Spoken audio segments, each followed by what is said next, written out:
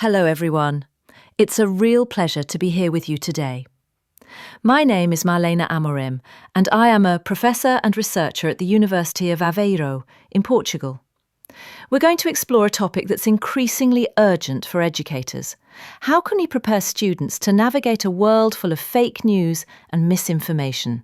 Let's dive in. Our students live in complex social ecosystems where information spreads at lightning speed. But not all of it is accurate, or even honest. Fake news distorts public understanding and weakens trust in science and democracy. As educators, we can't ignore this. Have you ever had a student bring misinformation into class discussions? What did you do in that moment? Let's get a bit more precise. Not all false information is created equally. Sometimes it's shared without intent to harm, misinformation. Other times it's designed to deceive, disinformation. And then there's malinformation, true information used to cause harm. Understanding these distinctions is the first step in crafting meaningful educational responses. We often assume that young people, as digital natives, naturally know how to assess online information, but research shows this isn't always true. They may be tech-savvy, but not critically literate. That gap matters, especially when misinformation can seem as credible as real facts.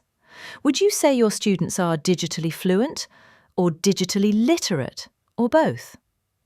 The lines between academic and non-academic sources are blurry.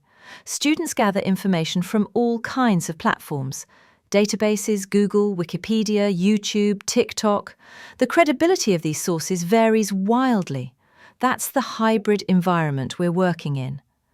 Different teaching methods expose students to different levels of information risk. Lecture-based approaches are controlled, but project-based and real-world learning often push students into open environments where the information isn't curated, and that's where literacy skills become essential. So we propose a framework. On one axis, how exposed students are to uncurated content. On the other, how deeply fake news literacy is built into the learning. This typology helps us think about how to support students appropriately, depending on where they are. Combining those two dimensions gives us 4 types of learning environments. Each one presents unique risks and opportunities when it comes to misinformation. Let's walk through them. In the fortress, everything is tightly controlled. The instructor selects the content and students follow. It's safe, but students don't get to develop critical literacy unless we consciously include it through small activities like analysing claims or comparing sources.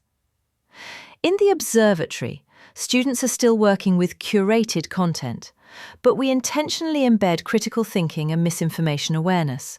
This is great for early learning stages, where students can practice without the pressure of confronting chaotic information environments. In the wilderness, students are given freedom, but not the tools.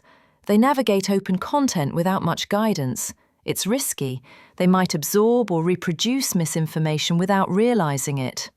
This is where we need to be especially careful as educators. The expedition is the ideal. Students explore independently, but with critical literacy fully integrated. They know how to question, verify, and reflect. It's challenging to build, but this environment produces resilient, reflective learners who are ready for the real world. Which of these environments feels most familiar in your own teaching context? So how do we make this real? Here are some activity examples tailored to each type of environment, from short tutorials in the fortress to peer-reviewed fact-checking in the expedition. Every course can integrate something. The more students are exposed to open, unpredictable information environments, the more intentional we must be about integrating digital literacy. There's no one-size-fits-all strategy. And this work isn't just for media studies, it's cross-disciplinary and ongoing. So here's the invitation. Let's stop just protecting our students from misinformation. Let's empower them to confront it, question it, and become thoughtful participants in the knowledge society.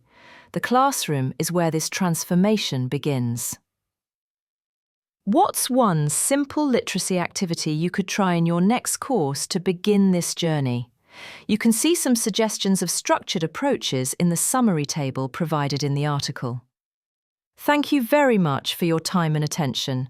I'll be looking forward to share ideas about this.